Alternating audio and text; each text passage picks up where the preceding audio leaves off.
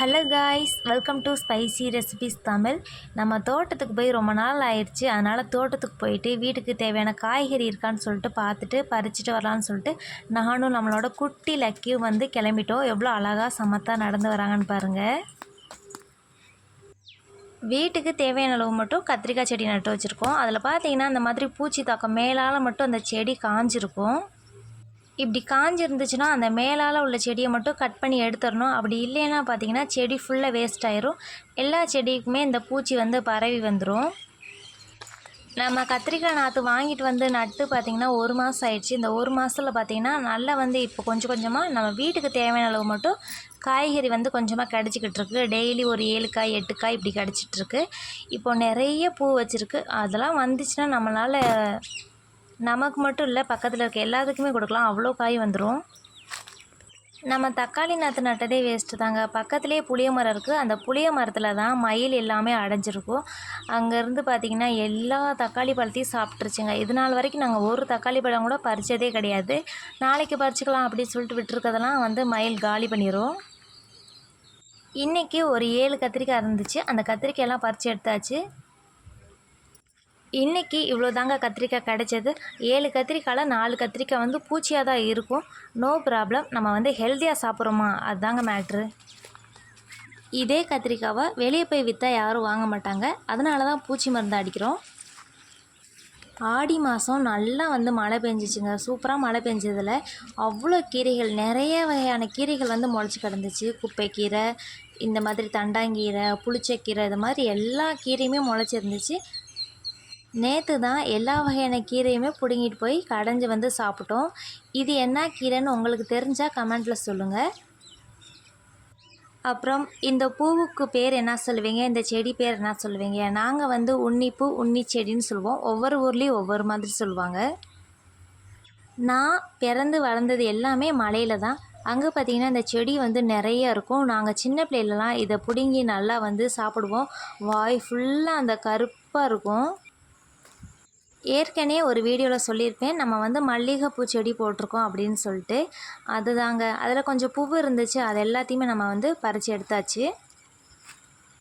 2 நாயும் ஏன்டா கூட்டிகிட்டு வந்தோம் அப்படின்னு ஆயிடுச்சு. ஏன்னா வாய்க்கால் ஃபுல்லாக நல்லா பறித்து வச்சுட்டு செடியை ஃபுல்லாக கடிச்சு போடுதுங்க. கத்திரிக்காயெலாம் பிடுங்கி போட்டுருச்சு.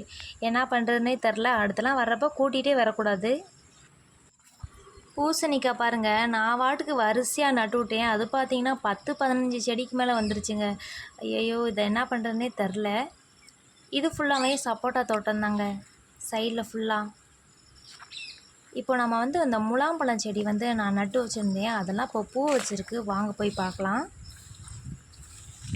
முலாம்பழ செடியில் செடி வந்து குட்டியாக இருக்கிறப்பே பார்த்திங்கன்னா நிறைய பூ வச்சிருச்சு. செடி இதுக்கு மேலே வளருமா என்னான்னு தெரில எனக்கு.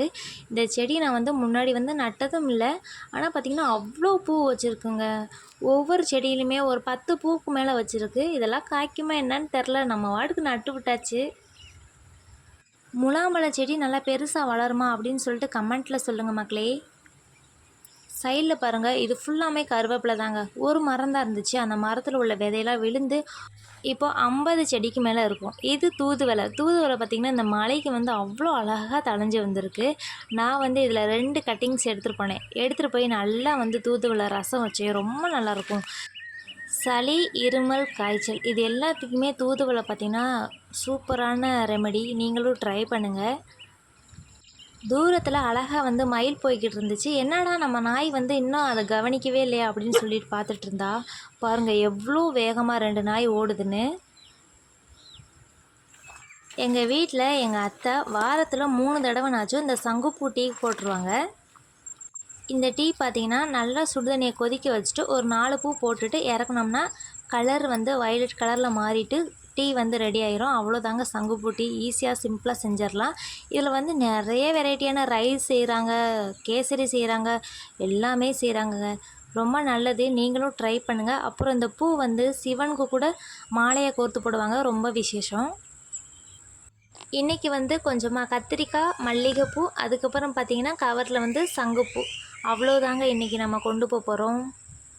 நம்ம வீட்டில் காய்கறி இல்லாதப்போ பார்த்திங்கன்னா ஃப்ரெஷ்ஷாக வந்து கீரையெல்லாம் பறிச்சிட்டு போடலாம். எல்லா வகையான கீரையும் போட்டு கடைஞ்சி செய்கிறப்ப அது டேஸ்ட் வந்து ரொம்ப நல்லாயிருக்கும். இப்போது நாங்கள் எல்லாமே வீட்டுக்கு கிளம்பியாச்சு. பெரிய நாய் கூட அமைதியாக இருக்குது. ஆனால் அந்த லக்கி பாருங்கள் ரொம்ப சேட்டை பண்ணுதுங்க. வாய்க்கால் எல்லாத்தையும் நல்லா வந்து குழி தோண்டி வச்சிருது, செடியை ஃபுல்லாக கடிச்சு போட்டுருது. இப்போ நாங்கள் வந்து வீட்டுக்கு வந்தாச்சுங்க. ஏதாவது ஸ்வீட் சாப்பிடணுன்னு ஆசையாக இருந்துச்சு. அதனால் பார்த்திங்கன்னா என்னோடய ஃபேவரட்டான பால் கொழுக்கட்டை தாங்க செஞ்சுருந்தேன். நான் வந்து பால் கொழுக்கட்டைக்கு பால் ஊற்ற மாட்டேன், தேங்காய் பால் ஊற்றி செய்வேன். டேஸ்ட் ரொம்ப நல்லாயிருக்கும். நீங்கள் பால் ஊற்றுவீங்களா தேங்காய் பால் ஊற்றுவீங்களான்னு சொல்லிட்டு கமெண்ட்டில் சொல்லுங்கள். வீடியோ பிடிச்சிருந்தா லைக், ஷேர், சப்ஸ்கிரைப் பண்ணிக்கோங்க.